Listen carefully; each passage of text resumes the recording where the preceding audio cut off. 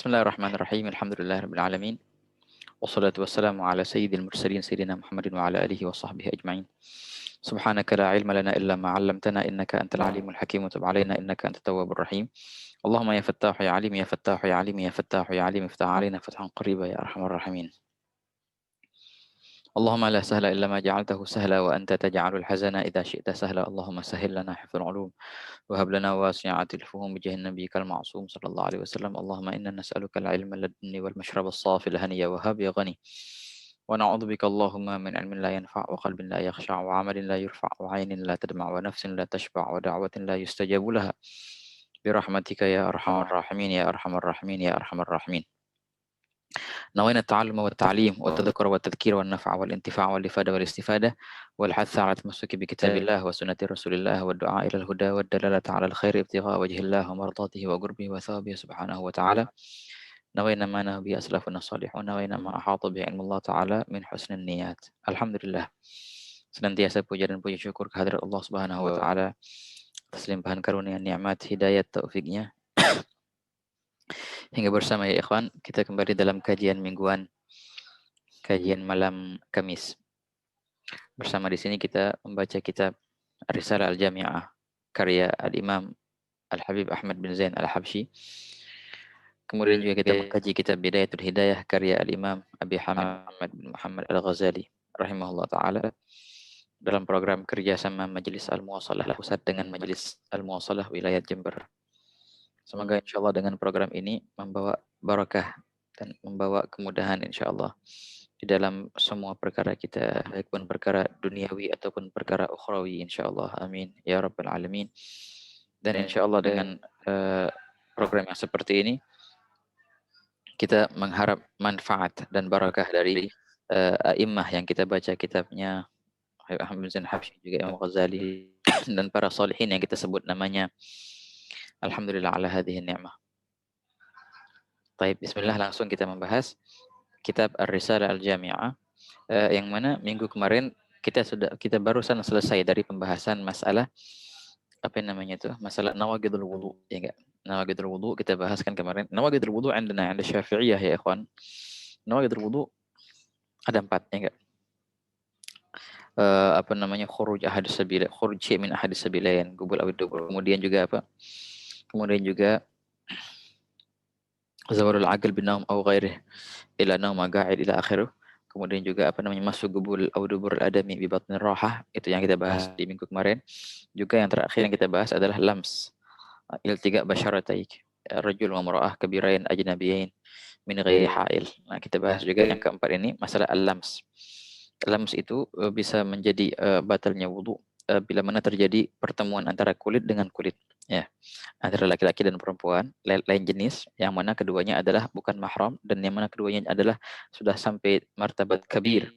Wa dhabitul kibar huna, dan apa namanya patokan kabir di sini bukanlah dengan baligh dan juga bukanlah dengan tamyiz, akan tetapi dengan poster tubuh, ya, bihaitsu yasul ila haddin yushtaha tab'an. Hakadha, itu adalah dhabit daripada kabir di masalah ini. Kita juga jelaskan di minggu yang lalu perihal masalah muhrim kan. Mahram, ya, mahram ini apa itu arti mahram dan ada berapa golongan si mahram itu? Semua ada 18 kan, 7 dari nasab dan 7 dari radha dan 4 dari musaharah. Wa hakadha ya ikhwan. Nah, bila terjadi iltiqa basyaratain rajul wa mar'ah, maka batalah wudu keduanya, baik pun al-lamis awil malmus, itu yang mu'tamad inda Syafi'iyah. Wa indana qaul, kita ada pendapat bahwasanya yang batal hanya yang memegang, al-malmus enggak batal. Wa hadha qaul indana fil madhab. Wa indana fi madhab Syafi'i, bahwasanya di sini tidak ada beda, baik pun itu apa namanya suami istri atau bukan. Jadi suami istri tetap batal wudunya. Hakadha inda Syafi'iyah. Tapi juga ada qaul inda Syafi'iyah dan juga itu di beberapa madhab yang lain. Kalau seandainya suami istri sudah enggak batal-batal lagi. Ala kulli hal ya ikhwan. Kalau kita bahas masalah dalil apa namanya? Dalilnya panjang sekali pembahasannya. Imam Syafi'i di sini bersandar ke firman Allah Subhanahu wa taala, aula mastumun nisaa. Aula mastumun nisaa. Dan Syafi'i menafsirkannya dengan hakikat maknanya adalah lams, menyentuh.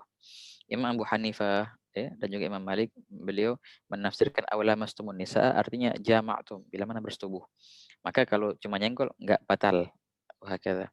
Wa ala tafsil, dengan tafsil yang di madhab mereka itu.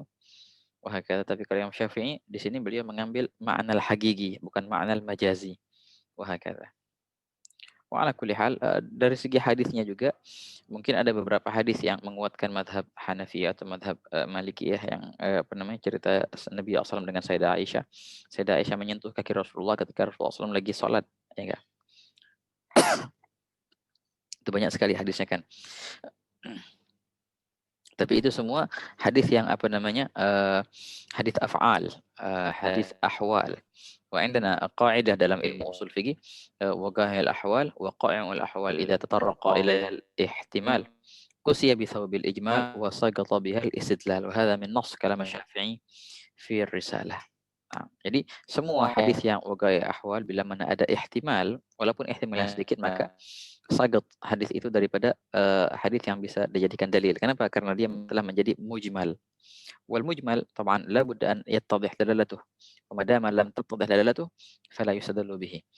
وهكذا ya ikhwan. Ala kulli hal, dengan itu kita apa namanya bisa menjawab dari beberapa hadis yang dipakai dijadikan dalil oleh beberapa madhab yang lain. Ala kulli hal ya ikhwan, la yakhfal ihtiyat طبعا. Oleh karena itu suami istri kalau apa namanya mau sholat jangan nyentuh. Walaupun memang ada gaul ataupun mazhab yang lain membolehkan, tapi mazhab Syafi'i yang mu'tamadnya tidak membolehkan itu. Jadi setelah berwudu, apa namanya, jangan batalin wudunya, langsung sholat. Habis itu oke, kalau mau sentuh gitu. Tapi apa namanya, sebaiknya kalau untuk sholat fardu, apalagi sholat fardu ya, jagalah wudu itu dengan apa namanya, dengan pendapat yang mu'tamad. Wah, kata. Nah, begitu ya ikhwan. Itu teman di sini juga ada masalah yang berkaitan dengan orang umroh ataupun orang haji biasanya kan. Karena di antara syaratnya tawaf adalah suci. Kalau selain tawaf no problem, ini enggak ada muskilah, la iskalah. Selain tawaf seperti sa'i enggak disyaratkan kok untuk suci. Juga wukuf di Arafah, Musdalifah, mabit di Mina, semua enggak ada syarat-syarat untuk suci. Ihram, yang hanya syarat untuk suci ada yang syarat an yakuna mutatahhiran adalah tawaf. Nah, di sini waktu kita tawaf, kita harus punya wudu. Ketika kita disenggol ataupun enggak sengaja menyenggol perempuan, ya batal wudu kita. Jadi gimana solusinya? Sebenarnya sih enggak apa namanya, ada yang menyarankan untuk pindah madhab dulu atau selain, tapi enggak usah ruwet-ruwet. Sebenarnya bisa kita jaga diri, enggak susah kok, kecuali kalau memang desek-desekan banget. Dan itu sebenarnya pun masih bisa kita menjaga diri sebenarnya. Tapi kalau memang susah, ma'ana gol, ada pendapat di mazhab kita yang membolehkan itu, yang bahwasanya yang batal wudu adalah yang menyenggol sahaja, yang disenggol nggak batal. Bisa pakai gol itu. Dan juga ada gol yang mengecualikan masalah ini, tawaf di haji ataupun di umroh. Jadi masih muskilah, bahkan dikatakan tidak perlu untuk pindah ke mazhab lain, karena proses pindah ke mazhab lain itu apa namanya, banyak syaratnya ya ikhwan. Allah yaqa' fi talfiq wa la yaqsud bihi ismash takhfif wa hakadha. Banyak, dan enggak semua orang bisa untuk memenuhi syarat seperti itu untuk pindah-pindah mazhab. Ala kulli hal. Nah, inilah beberapa perkara yang berkaitan dengan nawaqidul wudu. Fa'indana fi Syafi'iyyah nawaqidul wudu hanya ada 4 sahaja. Di mazhab yang lain ada beberapa nawaqidul wudu yang ya apa namanya, yang membatalkan wudu, tapi selain dari 4 itu. Seperti di mazhab Hanabilah contohnya, mereka menjadikan al-gahgaha fi shalah, apa namanya, ketika orang tertawa di salat, itu batal salatnya juga batal wudunya. Ama indana la, batal salatnya sahaja, ya enggak? Nyenggol kucing batal enggak wudunya? Enggak batal wudunya. Ada enggak di 4 itu nyenggol najis? Hatta kalau seandainya ada najis nih, jelas nih, ente senggol najisnya, batal enggak wudu? Enggak batal. Hanya wajib dibersihkan tangan, ya sudah kelar. Apalagi kucing itu, apakah kucing najis emang? Enggak, innaha minat tawafin awit tawafat. Jadi menyentuh perkara, ya, apa namanya, hatta perkara itu najis, itu enggak membatalkan wudu. Yang membatalkan wudu kalau laki-laki nyentuh perempuan, atau sebaliknya, atau menyentuh kemaluan, al-gubul awid dubur. Nah, itu yang baru membatalkan wudu. Tapi kalau nyentuh najis ya enggak batal wudunya. Wah, kata. Ya khair ikhwan. Baik, bismillah. Kita sekarang akan berpindah dari masalah wudu, kita akan berpindah ke masalah salat. Fa'alan di sini musannif apa namanya, akan masuk ke babus shalah. Ya, akan masuk ke babus shalah. Wa طبعًا huwa kama sya'nul fuqaha, setelah mereka membahas masalah thaharah, langsung mereka membahas masalah salat. Hanya saja biasanya yang dibahas fuqaha di kitab-kitab yang lain, ya. Masalah salat, masalah taharah agak panjang sedikit. Ada babul wudu, ada juga babul ghusl, ada juga bab babun najasah, ada babul haid gitu, babut tayammum. Itulah bab-bab yang memang biasanya dibahas oleh fuqaha di babul taharah. Tapi dalam kitab ini Al Habib Ahmad bin Al-Habsyi hanya menerapkan dua sahaja, masalah wudu dan masalah ghusl wajib, cuma dua itu sahaja. Ini yang paling penting sih. Insyaallah di kitab-kitab yang lebih gede nanti kita akan bahas bab yang lain yang berkaitan dengan babut taharah seperti bab tayamum, babun najasah dan babul haid. Ala kulli hal sekarang kita akan masuk ya ikhwan ke babus shalah. Yang di sini musannif pertama kali beliau membahas babus shalah, beliau bahas tentang syurut sihhatus shalah. Ya, syurut sihhatus shalah. Tafadhal al-akh Muhammad Arif أن يقرأ من الرسالة الجامعة. بسم الله الرحمن الرحيم. الحمد لله رب العالمين، والصلاة والسلام على أشرف الأنبياء والمرسلين سيدنا محمد وآله وصحبه أجمعين، أما بعد. قال المصنف رحمه الله تعالى ونفعنا بعلومه في الدارين آمين. شروط صحة الصلاة. ويشترط لصحة الصلاة معرفة دخول الوقت بيقين أو اجتهاد أو غلبة ظن، فإن صلى مع الشك لم تصح صلاته. طيب يكفي هنا. ويشترط يكفي خلاص. قال مصنف شروط صحة الصلاة. Syarat-syarat sahnya salat. Sebelum ini ya ikhwan, kita akan membahas sedikit tentang definisi dari salat itu sendiri. Apa sih salat? Mahiyya salat? Fuqaha di sini mereka mendefinisikan salat. As-salatu hiya أقوال الصلاة طبعا معروف لغة الدعاء ya enggak الدعاء وقيل دعاء مطلقا وقيل الدعاء بخير secara bahasa salat sama dengan doa. Adapun definisi salat di kalangan fuqaha adalah aqwalun wa af'alun muftataha bit takbir wa mukhtatama bit taslim ghaliban. Adalah suatu aqwal perkataan dan juga af'al perbuatan yang mana perkataan dan perbuatan tertentu itu dimulai dengan takbiratul ihram dan diakhiri dengan salam. Nah, itu namanya salat. Suatu perbuatan dan suatu perkataan yang dimulai dengan takbiratul ihram dan diakhiri dengan salam. Itulah salat. Tapi ini hanya ghaliban, kebanyakan kayak gitu salat. Tapi ada juga salat hanya perkataan sahaja tanpa perbuatan atau sebaliknya, perbuatan tanpa perkataan. Perbuatan tanpa perkataan seperti salatnya orang yang akhros, orang yang bisu contohnya. Jadi dia berbuat, jadi nggak ada tapi nggak ada perkataannya karena dia nggak bisa berbicara, makanya bisu. Juga kalau sebaliknya, perkataan tanpa perbuatan, kalau seandainya orang itu lagi stroke contohnya, ataupun diikat, ya nggak? Dia berkata, dia baca, tapi dia nggak bisa bergerak-gerik, tetap itu sholat namanya. Jadi memang secara normalnya, ya, kita nggak pandang seperti itu. Jadi sholat adalah perbuatan dan perkataan. Ada dua-duanya. Yang mana semua itu dimulai dengan takbiratul ihram dan diakhiri dengan salam. Wah, inilah definisinya sholat. Kemudian di sini ya ikhwan, perihal mengenal masalah sholat, mengenai masalah sholat, biasanya fuqaha membahas sholat itu dari beberapa segi. Setelah mereka membahas definisinya, kemudian mereka membahas syarat-syaratnya, baik pun syarat wajib ataupun syarat sah. Di sini ada dua perkara yang memang dibahas masalah syarat. Ada namanya syarat wajib. Artinya apa? Sholat itu tidak wajib kecuali atas mereka yang memenuhi beberapa syarat itu. An yakuna baligh wa aqil gitu. Naga anil haid wan nifas gitu. Itu artinya dan lain sebagainya. Itu syarat-syarat untuk orang yang diwajibkan atasnya sholat. Bila mana syarat itu kurang, maka sama dengan sholat tidak wajib. Bighadun nazar, tanpa kita membahas apakah sah atau tidak sah. Jadi ini pertanyaannya apakah wajib atau enggak wajib, itu dibahas di syurutul wujub. Wahakala. Kalau seandainya memenuhi kriteria berarti wajib atasnya sholat. Tidak memenuhi kriteria berarti sholat tidak wajib atasnya. Sah atau enggak sah? Bisa jadi sah, bisa jadi enggak sah. Enggak. Seperti contohnya orang yang mumayyiz tapi dia belum baligh. Orang yang mumayyiz tapi dia belum baligh tidak wajib atasnya sholat tapi sah sholatnya. Tapi kalau seandainya dia belum mumayyiz atau orang gila, memang tidak wajib dan tidak sah sholatnya. Begitu ya kawan. Itu perihal masalah syurutul wujub. Nah, syurutul wujub ini tidak dibahas di kitab Ar-Risalah Al-Jami'ah. Insyaallah kita akan bahas nanti di kitab yang setelah ini. Syarat yang dimasukkan muslim di sini adalah wa yushtaratu, ini adalah syarat sihah. Syarat sahnya salat. Artinya apa? Bila mana memenuhi kriteria ini, memenuhi syarat-syarat ini, maka dinobatkan salatnya sebagai salat yang sah. Ya. Tanpa kita memandang apakah itu wajib atau enggak wajib. Yang kita pandang ini sah atau enggak sah. Nah, namanya syurutus sihah, syarat sah. Tapi bila mana mengurangi kriteria ini, enggak pas, kurang syarat-syaratnya, maka sama dengan sholatnya tidak sah. Gitu ya, ikhwan. Nah, ini adalah namanya apa ya? Namanya syarat sah, bukannya syarat wajib ya. Namanya syarat sah.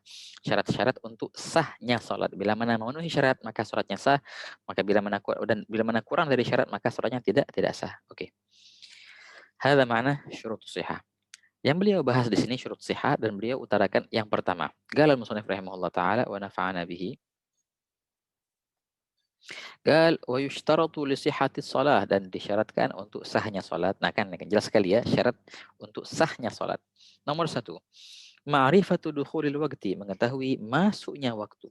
Nah, jadi harus kalau seandainya kita mau salat, maka kita harus yakin dulu nih apa namanya, ataupun kita mengira dengan perkiraan yang besar. Oh, kata bahwasanya ada perkiraan yang apa namanya, yang berat ya, ataupun yakin bahwasanya sudah masuk waktu, mengetahui masuknya waktu. Biyaqinin, baik pun itu dengan keyakinan, atau kalau nggak yakin juga nggak apa-apa, tapi ijtihad dengan berusaha mengkira-kirakan, au ghalabati dhannin, ya, ataupun prasangka yang kuat. Ada 3 di sini, keyakinan, 1, kedua ijtihad, berusaha, ataupun takdir, ketiga ghalabati dhann, dengan sangka yang kuat. Ini syaratnya. Kemudian beliau sebutkan masalah fa in shalla, bila mana dia salat ma'asyaki, bersama keraguan. Dia enggak yakin apakah waktu sudah masuk belum, 50-50, 50-50. Allah enggak tahu waktu udah masuk atau belum. Ente yakin enggak udah masuk? Enggak tahu. Ana enggak yakin. Oke, ente bisa enggak mengira-ngira? Enggak bisa juga. Ente ada prasangka enggak? Enggak ada prasangkaan. Ya mungkin mungkin sudah masuk, mungkin enggak masuk. Itu artinya orang yang salat dengan syak. Maka apa hukum salatnya? Maka hukum salatnya lam tasihha salatu, maka tidak sahlah salatnya bila mana dia salat dengan syak. Oke. Ini ya ikhwan, masalah dukhulul waqt ini syarat yang paling yang sangat penting untuk sahnya salat. Taban tidak semua salat apa namanya mempunyai waktu. Kan kita ada 3 nih. Ada salat yang zat waqt, yang ada waktunya, yang dikaitkan dengan waktu. Seperti salat yang fardu yang 5 itu semua dikaitkan dengan waktu. Juga beberapa salat sunnah seperti salat duha, ya enggak? Salat apa namanya? Qabliyah ba'diyah, itu semua salat-salat yang dikaitkan dengan waktu. Ya, witir, ya. Tapi ada juga sholat yang nomor 2 yang dia tidak dikaitkan dengan waktu, dia dikaitkan dengan sebab. Bila mana ada sebabnya maka ada sholat, bila mana tidak sebabnya maka tidak sholat, baik pun di waktu manapun. Namanya sholat dzat sebab. Sholat dzat sebab itu kayak apa contohnya? Sholat istisqa contohnya. Sholat istisqa itu artinya minta hujan.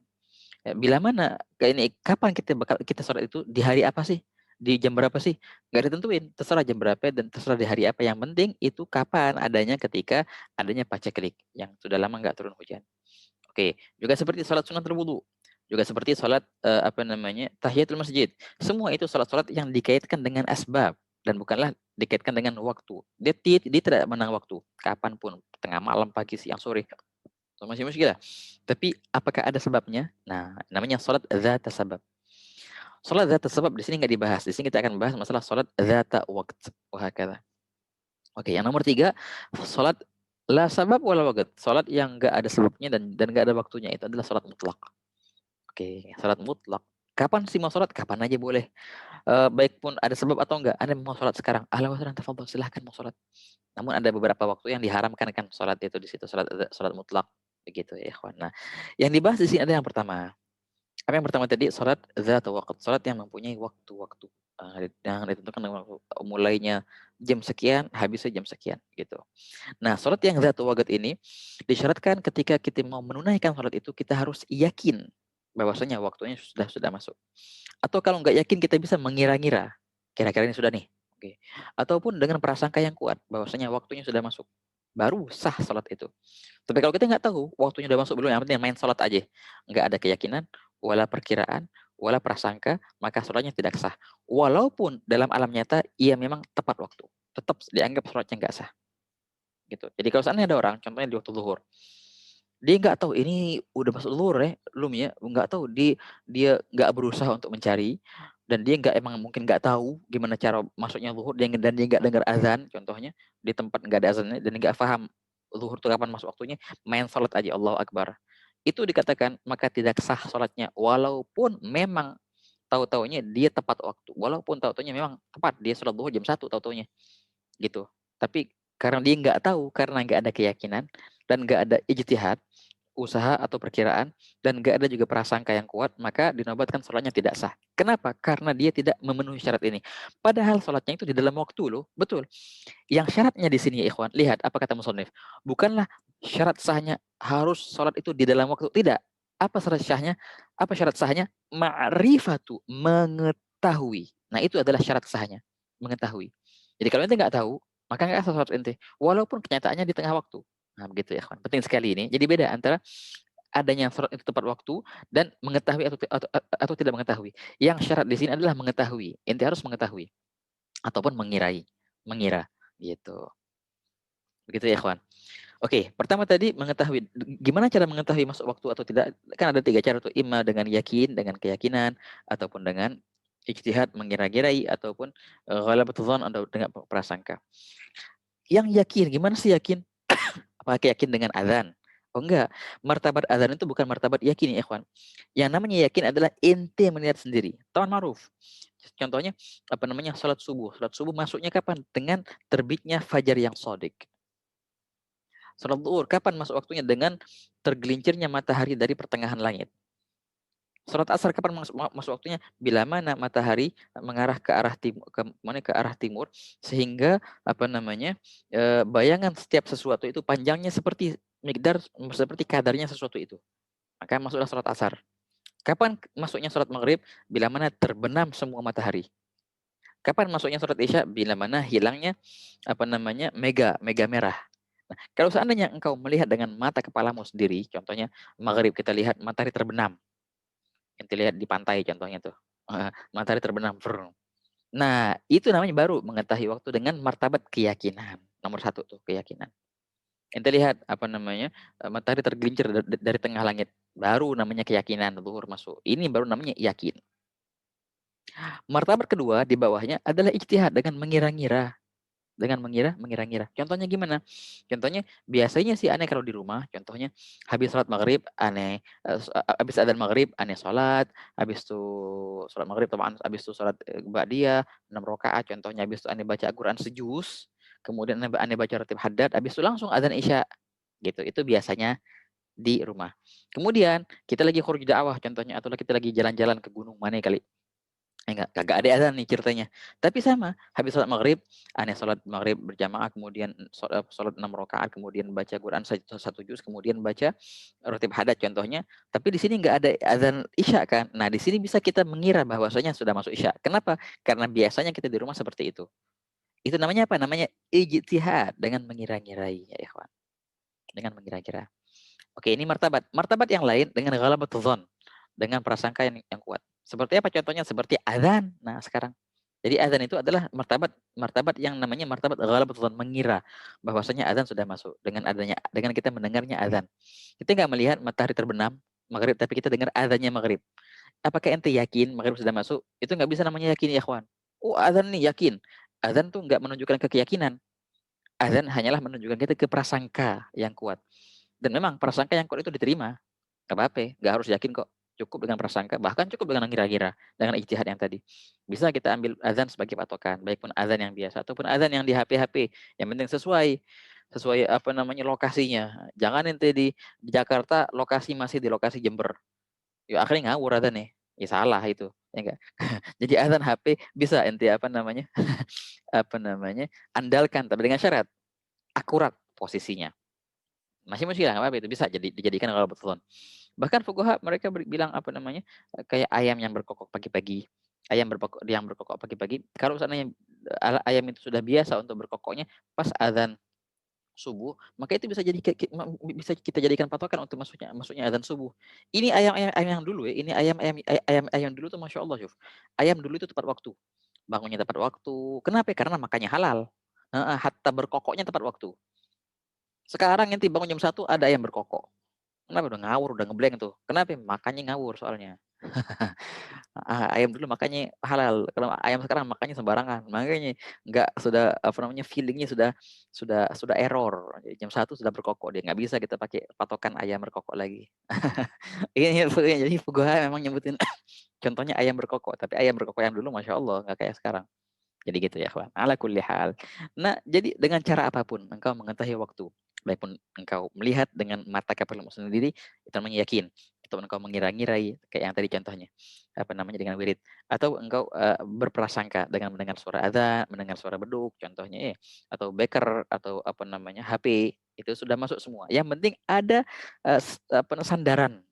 Aneh kira sudah masuk zuhur nih. Kenapa? Karena begini gini gini. Oh, ini yang bagus, ini zen. Berarti sholatnya sah.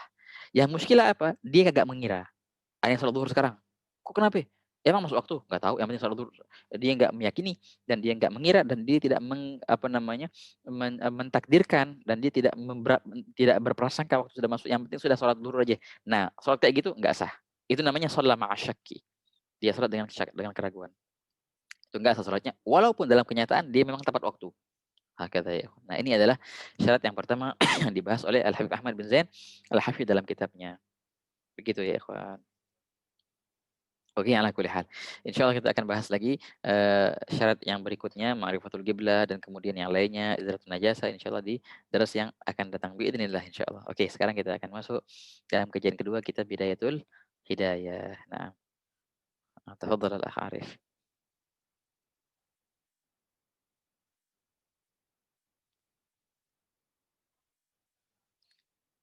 Dalam kajian kita Bidayatul Hidayah ya, ikhwan, kita masih membahas masalah wudhu ya, masih membahas masalah wudhu dan tepatnya sekarang kemarin kita bahas masalah madmadah dan istinsyaq ya, juga istinthar. Kumur-kumur, habis itu masukin air ke hidung dan juga mengeluarkannya. Sekarang kita akan masuk ke pembahasan masalah membasuh muka. Nah, tafadhal.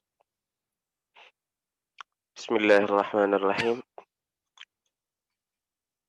قال المصنف رحمه الله تعالى ونفعنا بعلومه في الدارين آمين. Amin.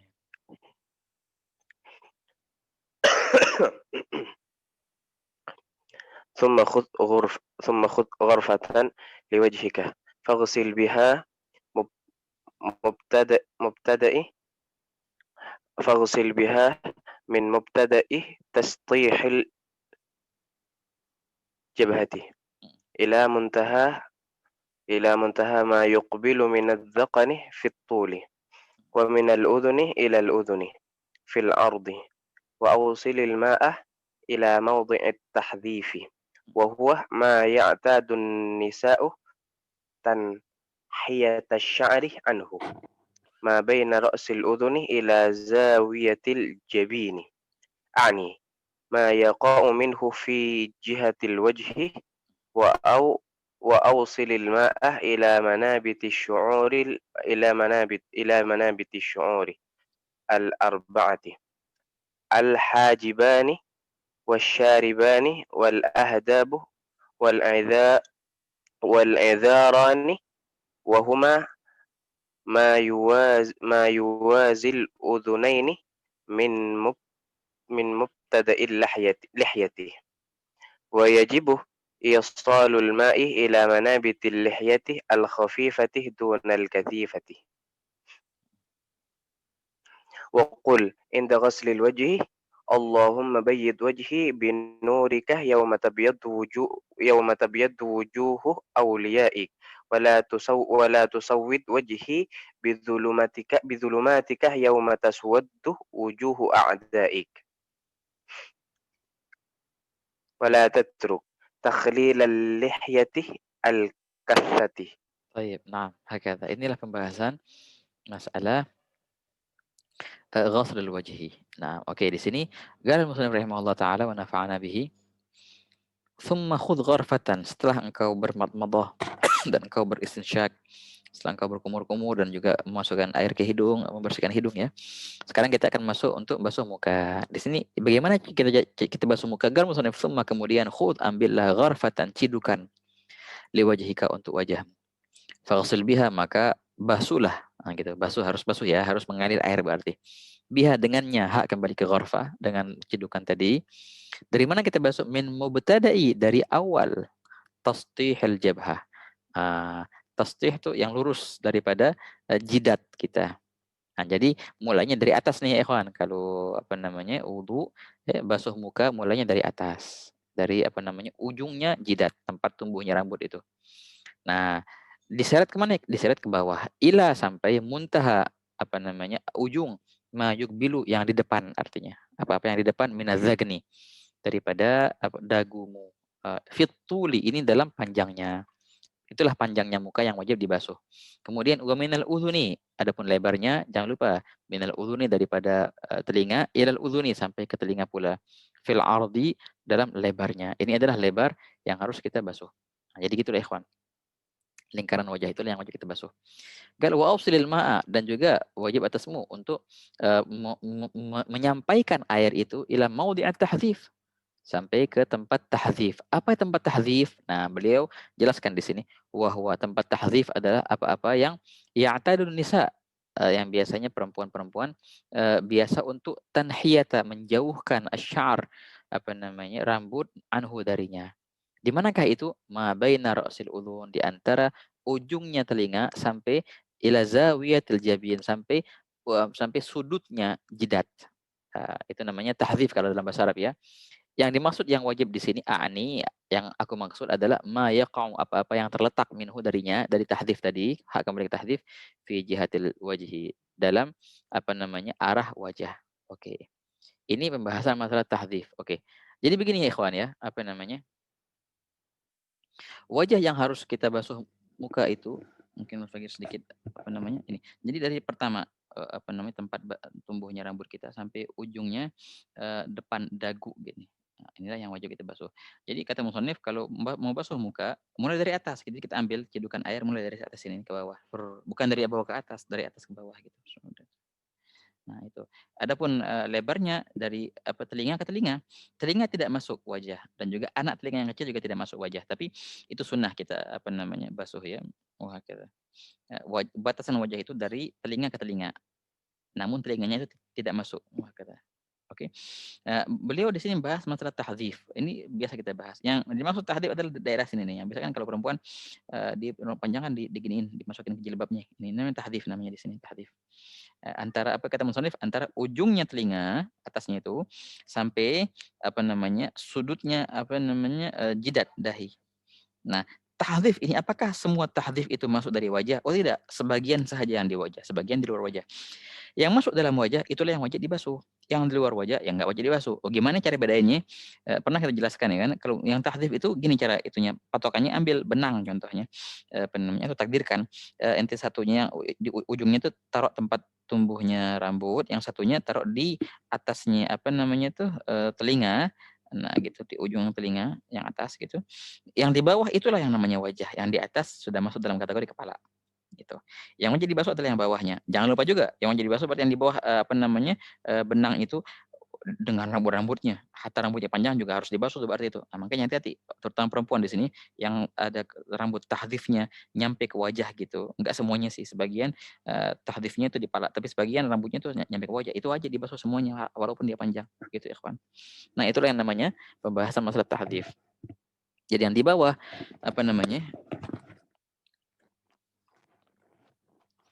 yang di bawah benang itulah yang wajib dibasuh. Yang di atas benang tidak wajib dibasuh. Walaupun dengan takdiran. Wah, kata. Kembali ke pembahasan lagi ya, ikhwan. Beliau berbicara di sini wa ausilil ma, dan juga sampaikanlah air itu sampai ke mana syu'uril arba'ah, tempat tumbuhnya rambut-rambut yang 4. Apa itu al-hajiban?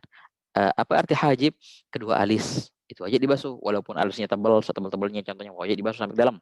Wasyariban, dan juga syarib, kedua kumis kanan, kumis kiri juga wajib dibasuh walaupun tebal kumisnya itu, walau panjang.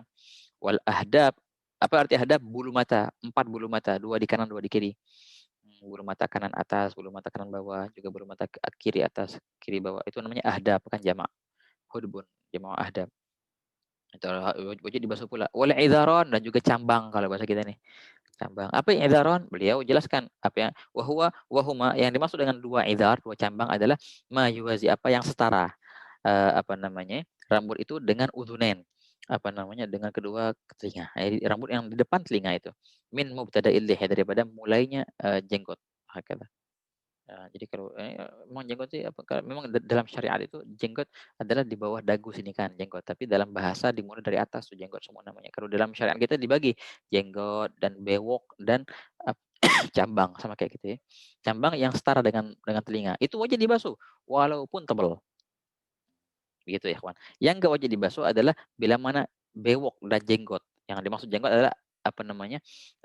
Rambut di dagu, dan apa namanya? Dan bewok adalah rambut di geraham. Di bawahnya apa namanya itu? Di bawahnya telinga sampai ke dagu. Nah, di pinggir-pinggir situ namanya bewok. Itu yang nggak wajib dibasuh bila mana tebal. Tapi kalau rambut yang di pipi wajib dibasuh walaupun tebal. Bewok dan jenggot itu nggak wajib dibasuh kapan? Bila mana dia tebal. Nah, di sini kalau tipis wajib dibasuh. Beliau jelaskan di sini wajibu isol, dan diwajibkan gitu untuk menyampaikan air sampai ke mana? Ke manabit, ke mana? Ke tempat-tempat tumbuhnya lihyah, jenggot yang khafifah. Yang apa namanya? Yang halus. Dunal kasifah, bukanlah yang tebal. Nah, berarti apa? Kalau seandainya tebal, berarti nggak wajib untuk dibasuh sampai ke dalam, cukup yang zahirnya saja. Itu kalau tebal ya. Tapi kalau yang halus, nah baru wajib dibasuh. Halus atau tebalnya gimana caranya? Oh, patokannya apa? Kapan kita bilang jenggot halus atau jenggot tebal? Patokannya ya, kawan, seperti ini. Kalau seandainya dalam jangka 3 hasta, ya, salah satu ada majelis takhatub namanya.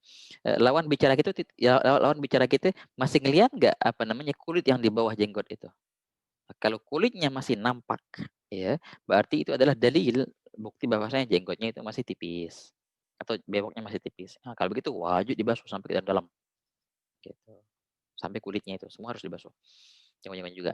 Tapi kalau seandainya lawan bicara kita dalam jarak 3 hasta tidak bisa melihat kulit yang di bawah jenggot itu, nah berarti itu namanya dalil bahwasanya bukti bahwasanya jenggotnya tebal. Nah, kalau kayak gitu, jenggot dan bewok kayak gitu, itu yang dibasuh, yang wajib hanya depannya saja, yang dalamnya nggak wajib. Itulah perihal masalah jenggot dan bewok, ya. Yang jenggot di bawah yang di dagu di sini, yang bewok tuh apa namanya di geraham. Tapi kalau selain dua ini wajib dibasuh walaupun tebal setebal-tebalnya. Alis contohnya, ataupun cambang yang setara dengan apa telinga, ataupun yang rambut yang di pipi contohnya. Kumis setebal-tebalnya. Juga rambut yang di bawah bibir bawah itu, anfaqah apa namanya? Nafakatan, juga rambut yang di ujung kumis. Itu semua wajib dibasuh walaupun tebal. Jadi pengecualian itu hanya dua saja, hanya jenggot dan bewok. Begitu, ya kawan.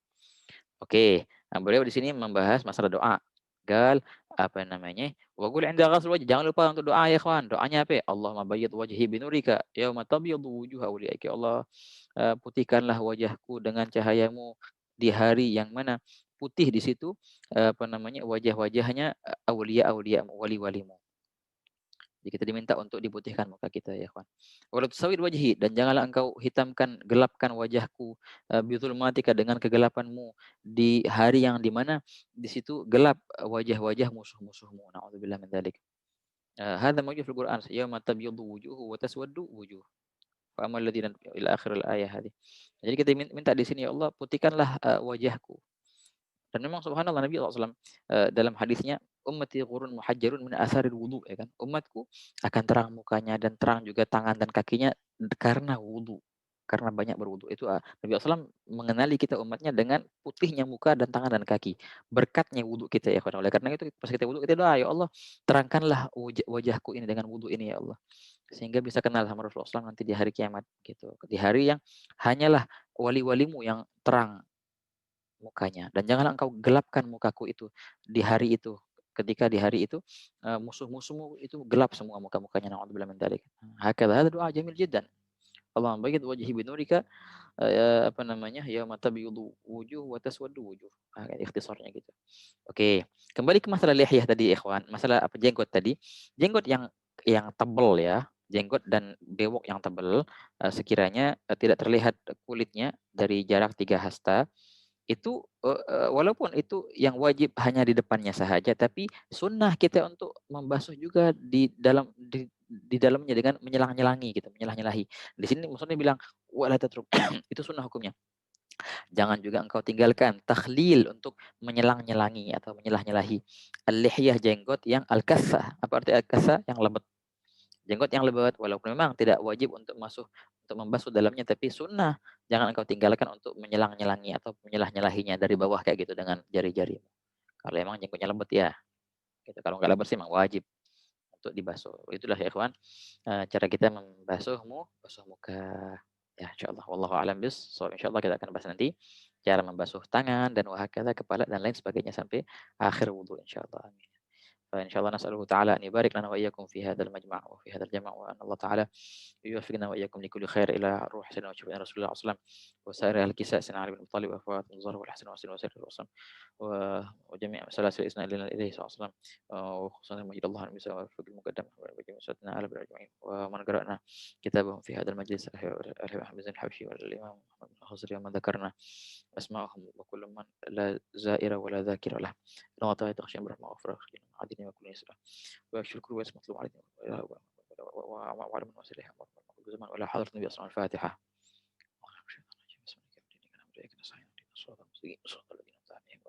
عليهم ولا الضالين آمين.